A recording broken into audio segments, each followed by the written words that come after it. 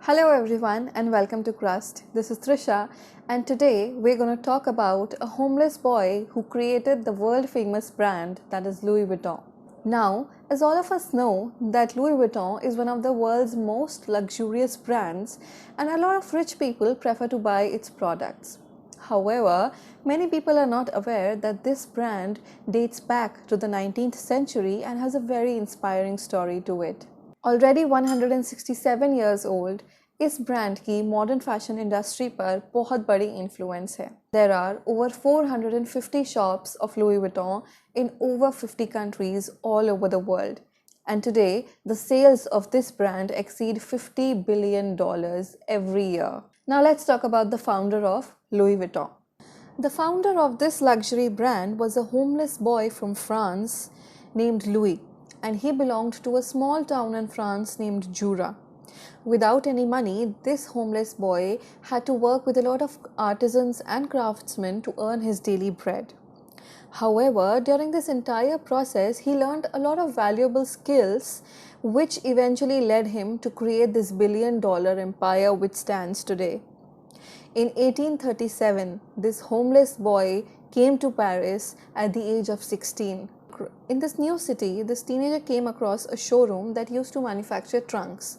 Now, trunks were very popular among people at that time. They used to carry trunks with their, luggage and all.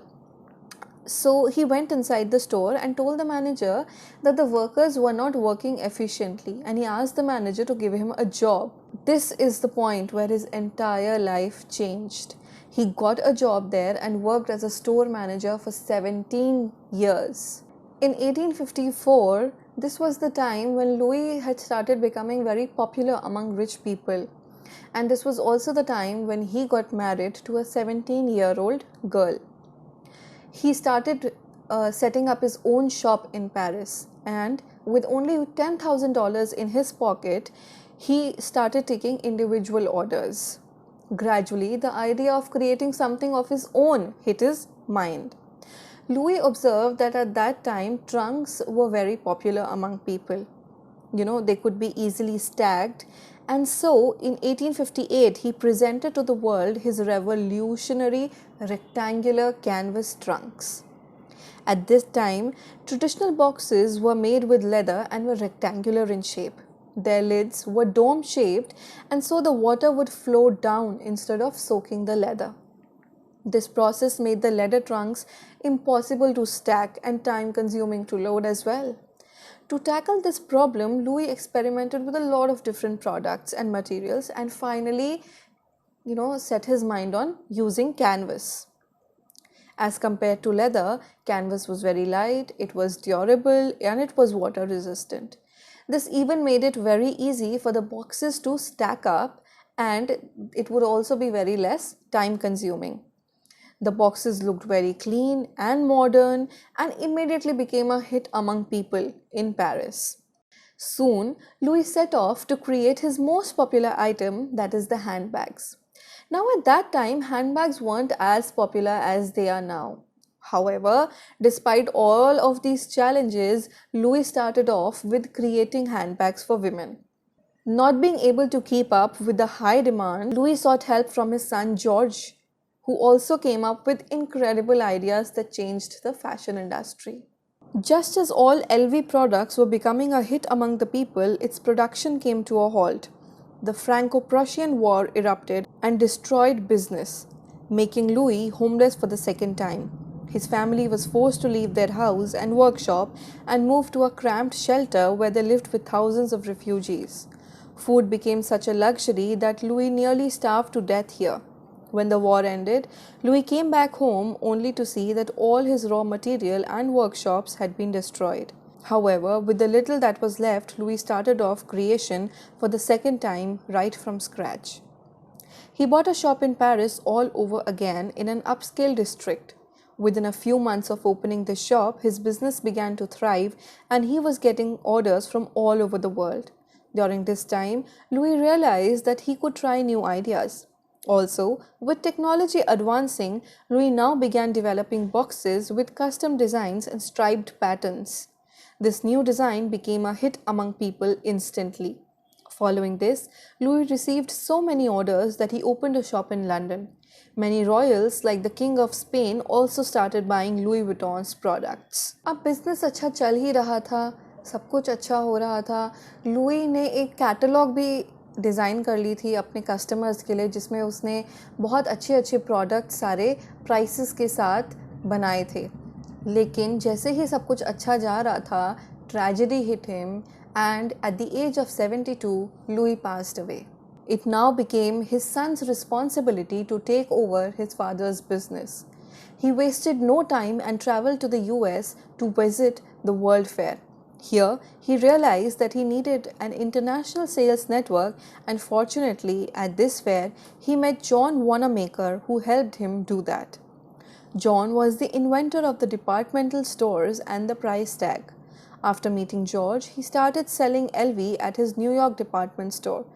It became the first in the US to carry the brand. In the memory of his late father, George created a monogram with an interlocking LV design and a floral print. Now, customers during that time were only used to getting their names embellished on bags, and something like this was very shocking for them. But eventually, this new design took off and became a big hit among the people in Paris. From then on, George and his son, Gaston, created many new designs. Now, just as things were getting back to normal, George dies and his son is now forced to take over the business.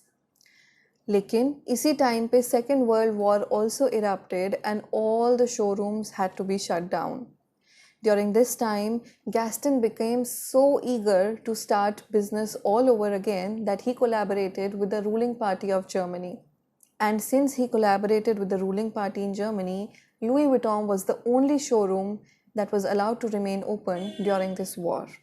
After the Second World War ended, Gaston asked his three sons to take over the business and rebuild the company.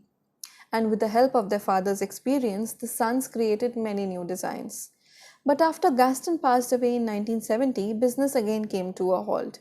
With no guidance or experience on how to run the company, the sons asked their sister's husband, Henry Racamere, to take over. Henry had good business idea, and so he transformed the LV sales from wholesale to retail. This diversified the sales of the brand as it captured many new countries. Just within 6 years, the sale of this luxury brand went up from $20 million to $260 million. However, just like the old times, the business was hit again as counterfeited products began to emerge in the market. Analysts warned that Louis Vuitton sales might get affected due to these counterfeit goods. However, not taking a back seat, Henry continued opening up stores after stores all over the world. And within just a few years, he proved the analysts wrong. इस बार Louis Vuitton ने एक champagne producer मोएट Hennessy के साथ एक conjoint company बनाई जिसका नाम था LVMH. एंड ऐसा करने से इस ब्रांड की सेल्स इमीडिएटली $1 बिलियन हिट कर गई. The aim of both these companies was to prevent any sort of takeover by any other foreign companies.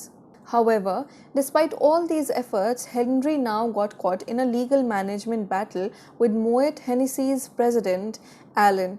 In hopes of gaining control, Henry asked a property dealer, Bernard Arnault, to be his ally, but soon realized that he had his own interests. Also, Bernard secretly bought shares of LVMH and gained support from Moet Hennessy family. The legal battle that followed favored Bernard, and Henry was forced to step down from his position. From this time on, the sales of LV started to plummet and other brands started gaining popularity. Now this time, Henry came up with a new idea that changed the image of this brand completely. The company invited many amazing celebrities like Vivienne Westwood, Isaac Mizrahi, and Manolo Blahnik to create handbags using its monogram for the brand's 100th anniversary. The collaboration was very well received among the public and the sales took off immediately. This time, Henry also collaborated with Marc Jacobs and invited him to launch the first ready-to-wear line of Louis Vuitton. They also collaborated with high-profile artists like Stephen Sprouse and Takashi Murakami.